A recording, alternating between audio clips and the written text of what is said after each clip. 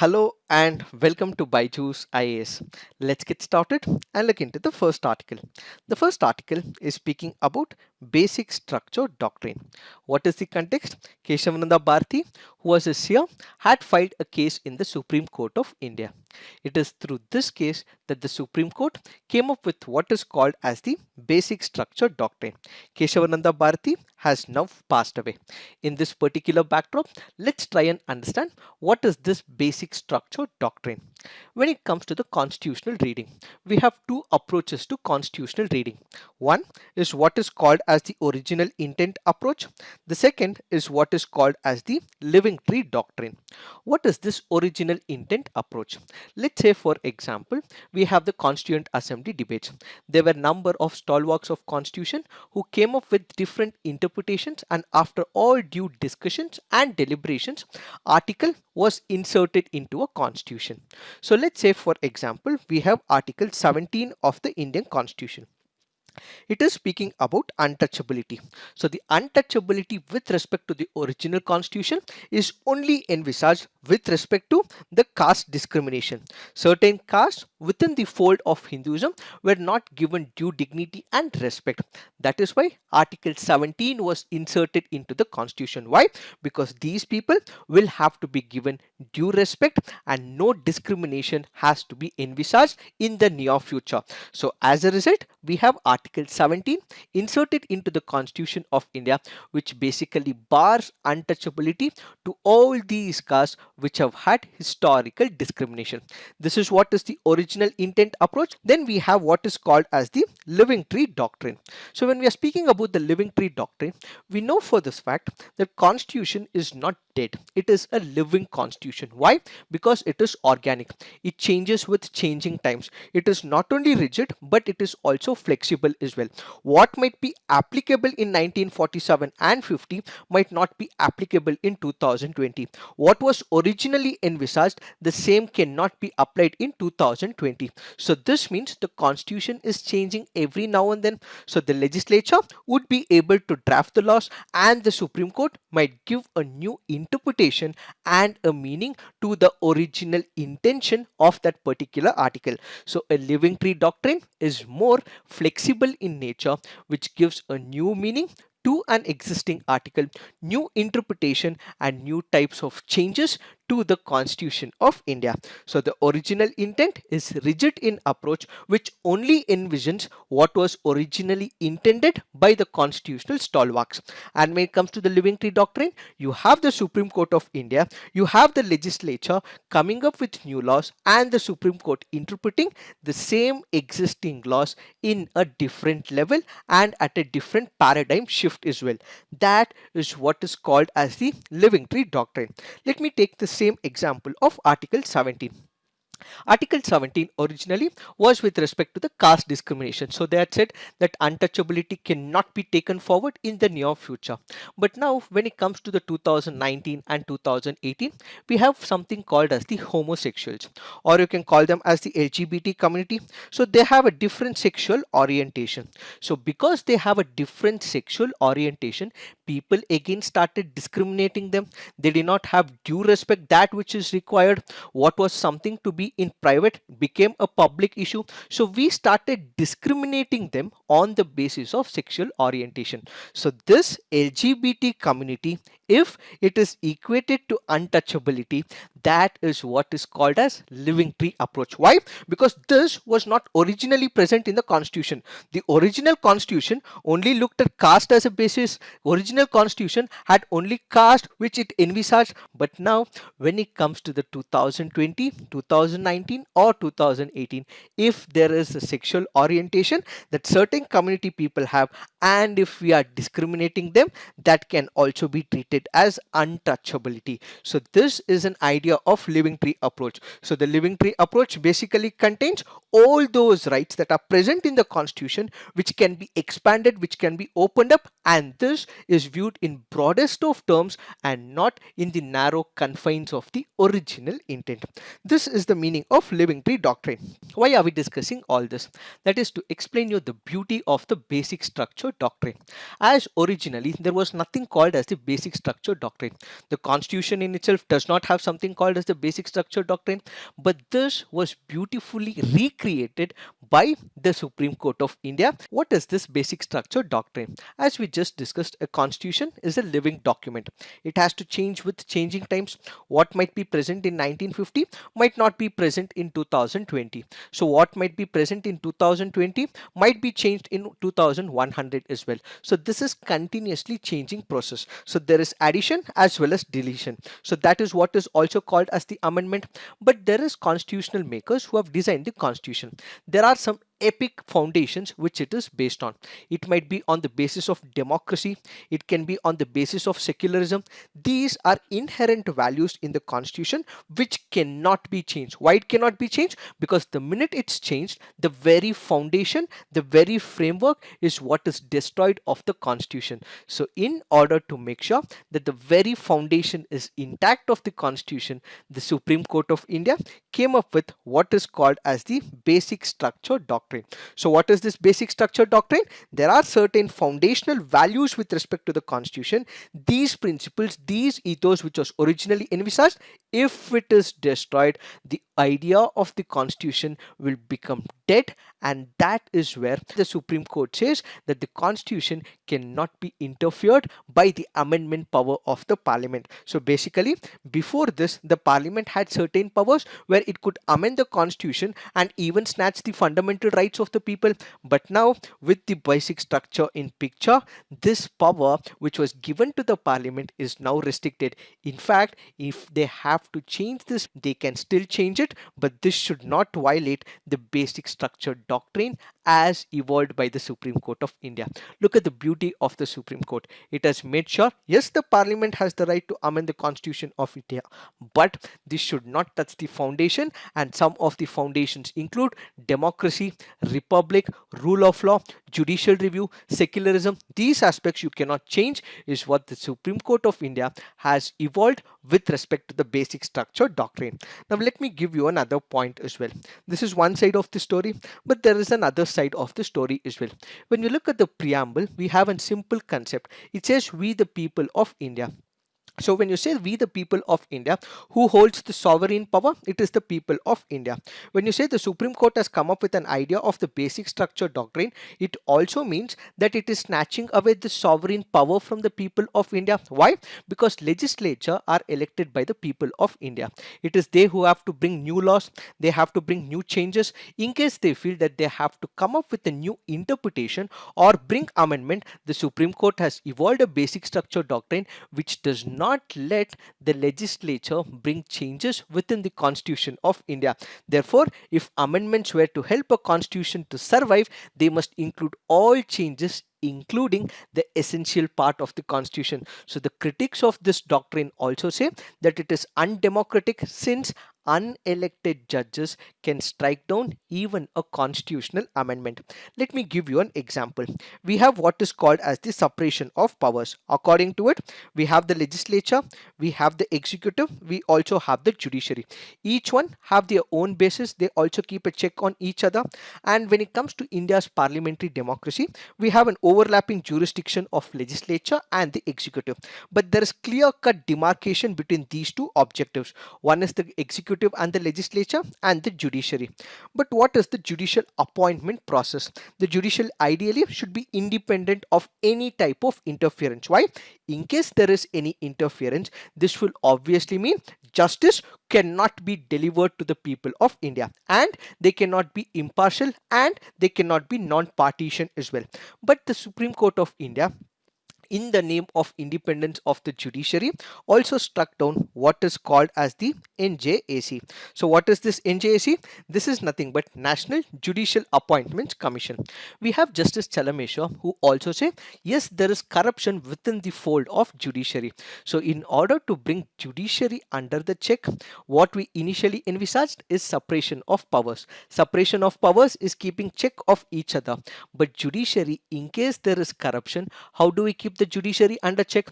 That is why the parliament made a constitutional amendment bill which is called as the NJAC, which stands for the National Judicial Appointments Commission. But the Supreme Court struck this out, saying that it is taking away the independence. Fair enough. In case the executive is interfering, the legislature is interfering, yes, independence of the judiciary has to be kept intact. But the problem is the Supreme Court is not evolving the collegium system. It is not transparent. People also say it is very opaque in nature. The institution of collegium as of now is beyond public scrutiny. Secrecy has become the norm of the collegium system. Its functioning is very opaque in nature, and even its decisions have at times intrigued one and all as well. In fact, critics also say that there are sons of judges who are judges in the Supreme Court of India. So it means the checks and balances, the separation of powers is being violated. So why is that the Supreme Court, in the name of independence of the judiciary, not letting the executive and the legislature work is another point or a different perspective that we have to look at. Ideally, let's end this beautiful basic structure doctrine with what Ambedkar has to say. Ambedkar says, I myself cannot altogether omit the possibility of a legislature backed by partymen making laws which may abrogate or violate what we regard as certain fundamental principles affecting the life and liberties of an individual.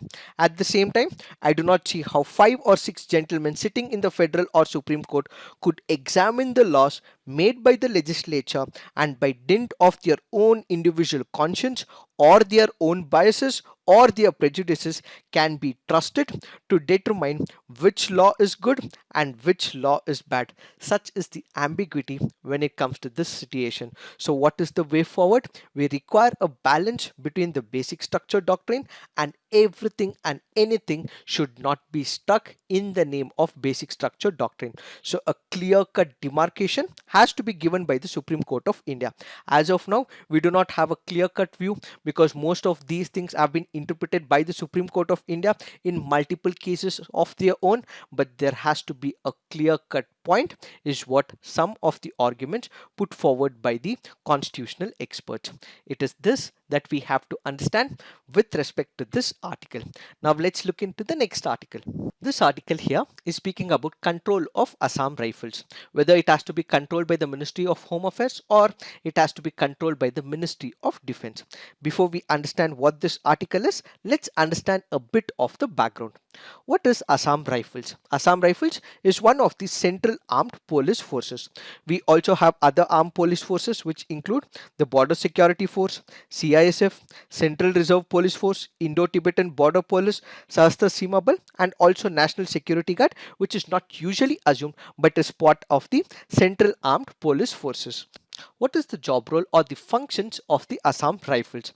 It is tasked with the maintenance of law and order in the northeast region along with the Indian Army, and at the same time they also guard the Indian-Myanmar border as well.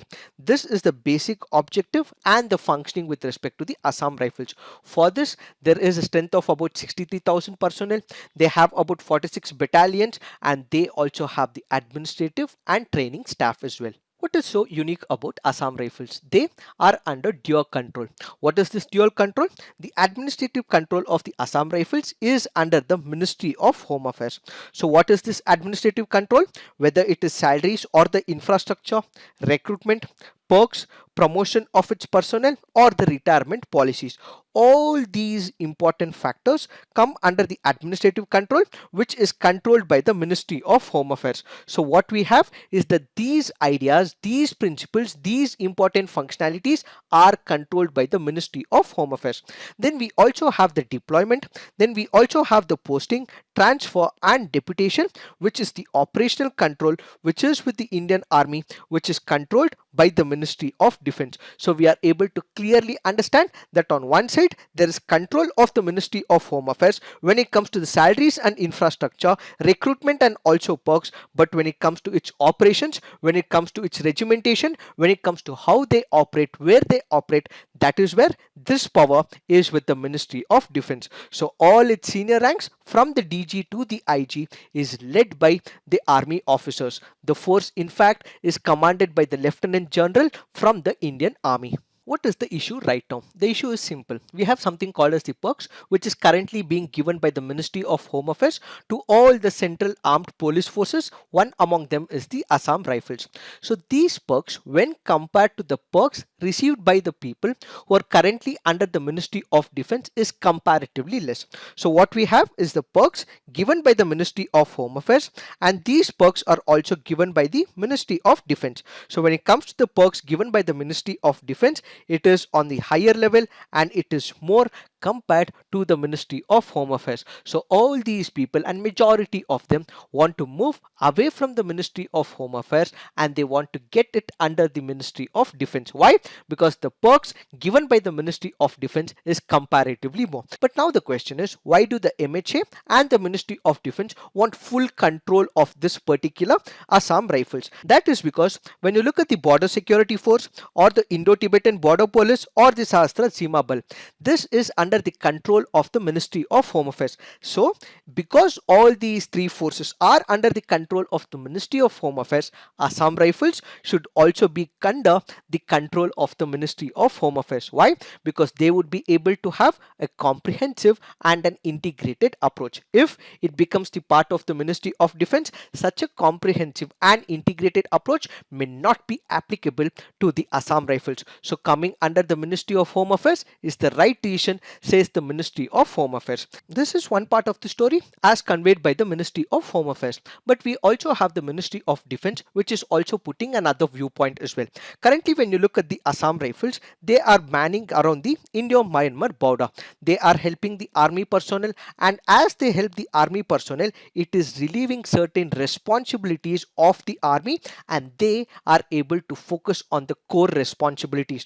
Because you have the Assam Rifles who are focusing on the Indo-Myanmar border, some more responsibilities is relieved of the army and they are able to focus on other security issues. In case these people are going back to the Ministry of Home Affairs, they would not be able to coordinate with the army, and this can jeopardize the national security, says the Ministry of Defense. Now we have to focus on how old is the issue.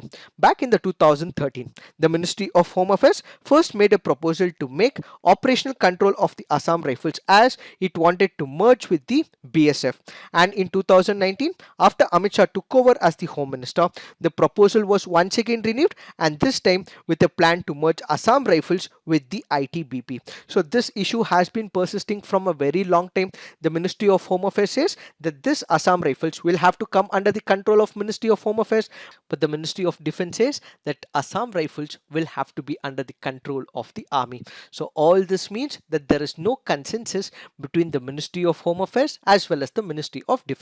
Since there is no uniform consensus, people who were working and ex-servicemen were confused and were in dilemma. That is where they approached the Delhi High Court. So Assam Rifles Ex-Service Welfare Association filed a petition in the Delhi High Court seeking its intervention in the matter. They have expressed difficulties faced by the personnel due to dual control structure and even called the force categorization as a police force as an arbitrary classification. And now the Delhi High Court, which has actually requested the union government and has given about 12 weeks so that they can think over and actually decide whether they have to scrap this dual control or they have to retain it, and why, if they are retaining, what are the reasons for it, so that Delhi can actually deliver its verdict. It is this that we have to understand with respect to this article. Now let's look into the next article. This article says courts drift and chinks in the judiciary's armor. Before we take up this article, a disclaimer. We are not giving our viewpoints but expressing the viewpoints of the author. There are two issues embedded in this article. One is what is the contempt proceedings, and two is the master of the roster issue. When it comes to the contempt proceedings, which is in reference to the Prashant Bhushan case, we have spoken about it and we have looked at various interpretations of contempt, and we have discussed this elaborately in the last 2 to 3 weeks. But our focus today is only on the master of the roster case and how the case allocation happens in the Supreme Court of India. Let's try and understand what is this master of the roster issue?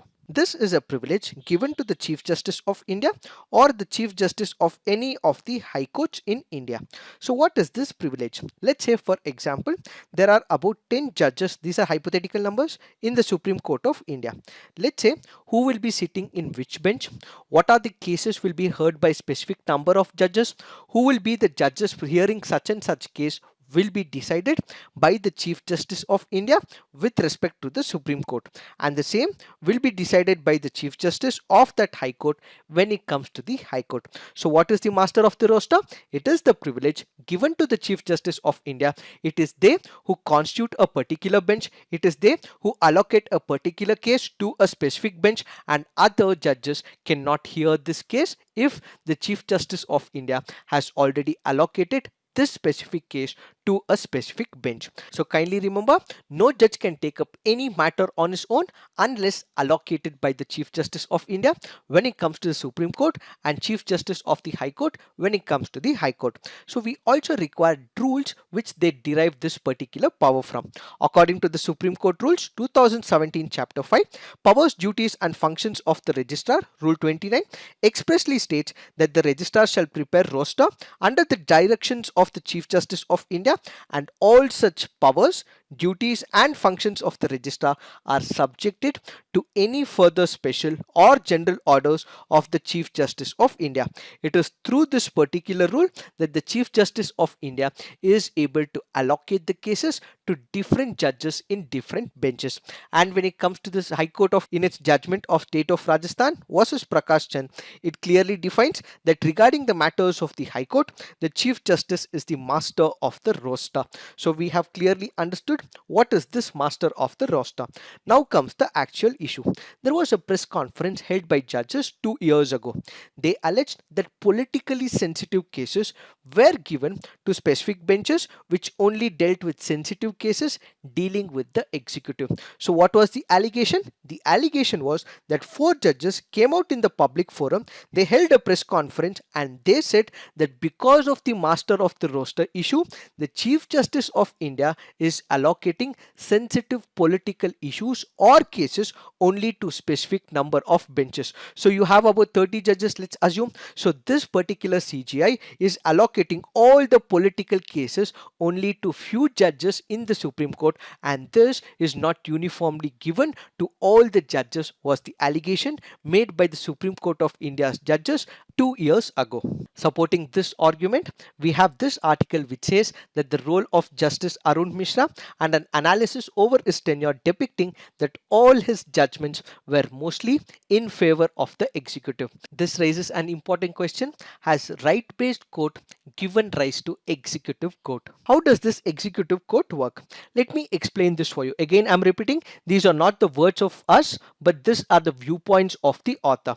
Let's say for example, we have about 30 odd judges in the Supreme Court of India. Most of the judges may not have any political ideology. They have independent thought process. They are away from political ideology and biasness. But there might be few judges who are politically sensitive to a political party.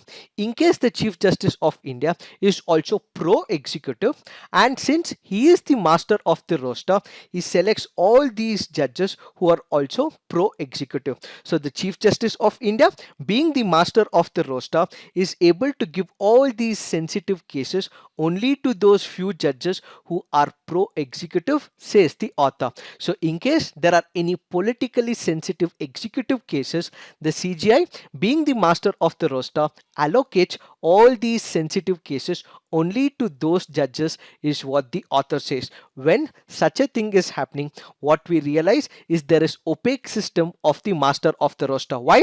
Because ideally this should have been a uniform one. The master of the roster, being the administrative head, that is the Chief Justice of India, should have made sure that all these sensitive cases go to different benches, whether they are pro-executive or not. But what is happening of late? Because there is opaque system of the master of the roster, sensitive cases are being awarded only to specific benches, and other cases are not being heard by other benches as well. So there are other judges who are only looking into the private issues. They are looking into the private disputes. They are adjudicating only the private issues and not the constitutional cases. cases or those with respect to the executive. Those benches not only help the executive, they also help the Chief Justice of India as well. Let me give you an example. The Chief Justice of India sexual harassment case with respect to Gogoi goes to a specific bench which is also having Arun Mishra as one of the judges. Then we have the medical examination scam which involved Deepak Mishra as well. Then again it goes to Arun Mishra's bench which is also having Arun Mishra as one of the judges. So all these means that these specific number of judges not only are pro executive but they are also pro Chief Justice of India as well. This means that justice might not be delivered by the Supreme Court since they are part of the executive court, says the author of this article. And at the same time, former Chief Justice of India Y.V. Chandrachud in 1985 also observed there is greater threat to independence of the judiciary from within and not from outside. In order to overcome this particular issue, what we require is a different model. So what the author suggests is the European examples. This is a rules-based mechanism for allocation of the cases and there is no discretion of the Chief Justice. Example, this is followed in the European Court of Justice, European Court of Human Rights, among many other jurisdictions where cases are decided not by full courts but by benches on the basis of rules, on the basis of clear-cut understanding, and this is not only on the discretion of the Chief Justice. If India is able to adapt such a procedure, if India is able to adapt such a method, what we will have is less interference from outside as well as less interference from within the folds of the judiciary. This will also increase the public perception, confidence in impartiality, independence of the judiciary, and also protect the basic rights and freedom, not compromising the individual rights. In order to make sure that this is achieved, the Supreme Court of India and its judges will have to make sure that institutional independence is more important than self-preservation or any of the future job roles when it comes to the executive role making. We had the Chief Justice of India, former Chief Justice, who also became a Rajya Sabha member. We have also had Chief Justices who have become the governors of the state as well. They should not be anticipating such quid pro quo from the executive. Instead, what we require is an independent judiciary and not under the wings of the executive is what this article all about. It is this that we have to understand with respect to this article.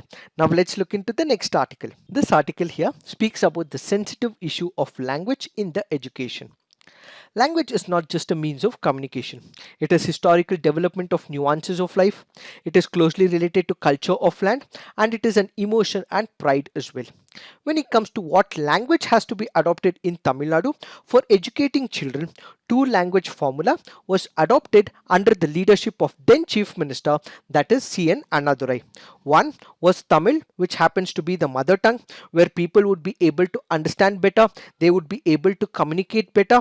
The other language was English. That is because this would act as a link language, the language of the economics and also the international language. So the two languages selected, one was mother tongue, which was Tamil, the other was English because this happens to be an international language. To justify this viewpoint of two language formula, the author tries to bring in two important perspectives. One is in reference to most of the countries, the other is in specific reference to Singapore.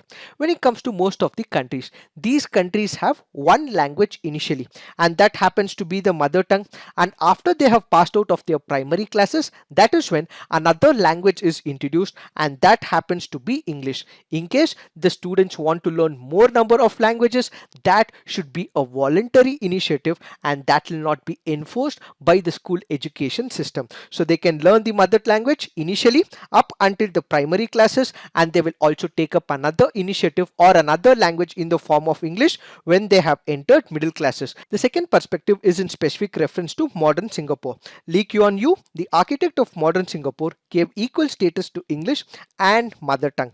When we look at certain statistics, the population of Hindi speaking people has not crossed 50% in India. In Singapore, 74.2% of the population population is Chinese, 13.2% is Malays, 9.2% is Indians, which means in spite of 74.2% speaking Chinese, this was not adopted as the lingua franca. So what is this lingua franca? It is the common link language for the entire country. But instead of Chinese, what was chosen? It was English, which was chosen as the lingua franca in Singapore. So what does the author say? This lingua franca or the common language should be equidistant from all cultural groupings. So Hindi should not have been selected as the official language. Why?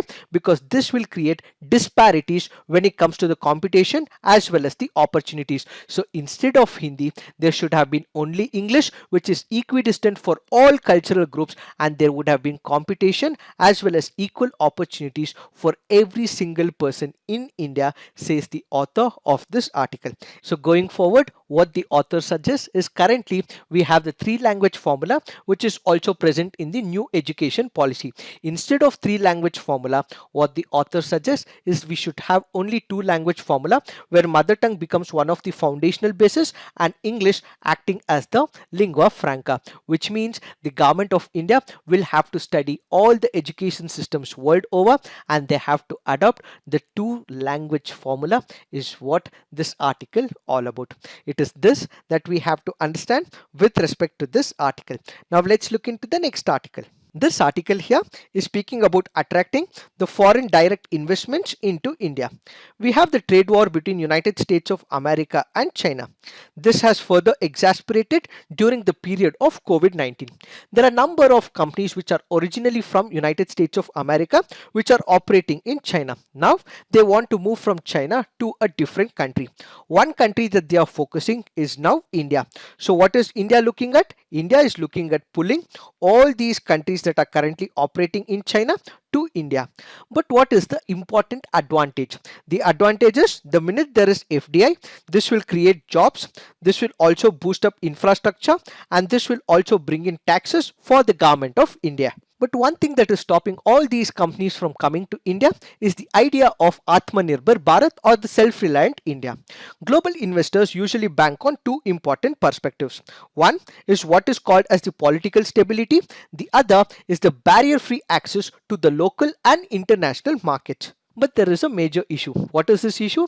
Ministries and various departments in India have been requesting industry bodies as well as companies to replace imported products with those products that are made in India. So ideally, in case they want to import a particular electronic good or a gadget from some other country and put it into a product in India, this is not being recommended. Why? Because they want all these products that are homegrown, that are homemade, to be used in their products. This is the major issue for all the foreign companies. In fact, the shipping ministry's call for the design and manufacture of indigenous tugboats to auto component makers being told to absorb the foreign parts. The thrust of the initiative is evidently import substitution. So instead of you importing products, make sure that you are using the local products, and as a result, companies are not given a free access to the imports, and they do not have the liberty to use what they want in case it is not present in India.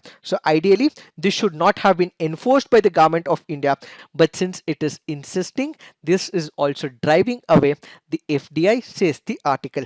Prime Minister Narendra Modi also said that this push for self-reliance should not be interpreted as India turning its back on the world. So while we espouse the idea of globalization, where we want companies to invest in India, indirectly it is also espousing the thoughts of protectionism as well. So in the near future, in case the government is very serious about the globalization, it has to convince the investors that it is not merely in words, but this is in action. That is when there has to be an open, barrier-free global trade and investment order and no political instability, says this article.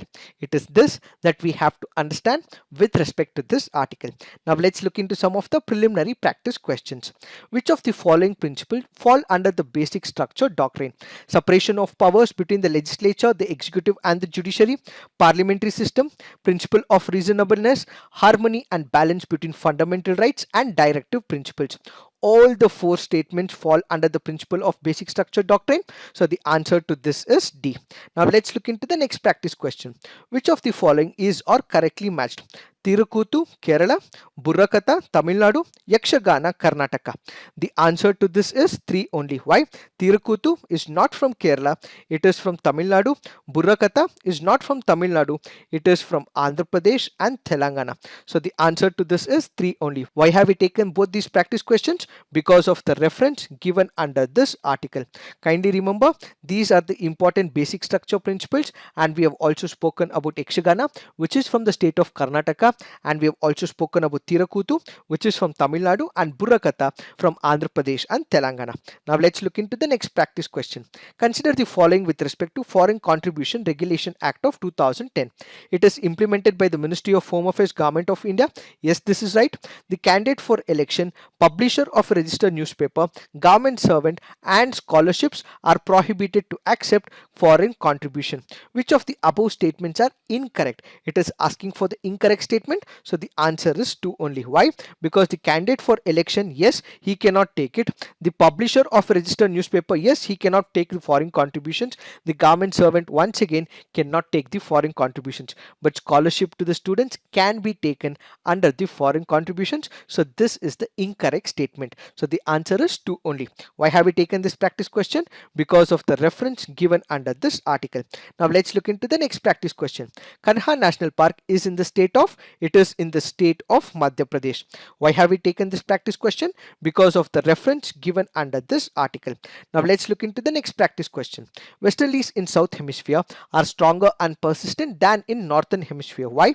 Southern Hemisphere has less landmass as compared to Northern Hemisphere. Yes, this is right. Coriolis force is higher in South Hemisphere as compared to Northern Hemisphere. This is completely wrong. So the answer to this is 1 only. Now let's look into the mains practice question. Has the Supreme Court taken away the right of the legislature to legislate with the introduction of the basic structure doctrine critically examined? There is a greater threat to the independence of the judiciary from within than from the outside influence. Analyze. Please write all your answers on the comment section. Peer review. Come up with constructive criticism. This is it for today. Thank you for watching. All the best.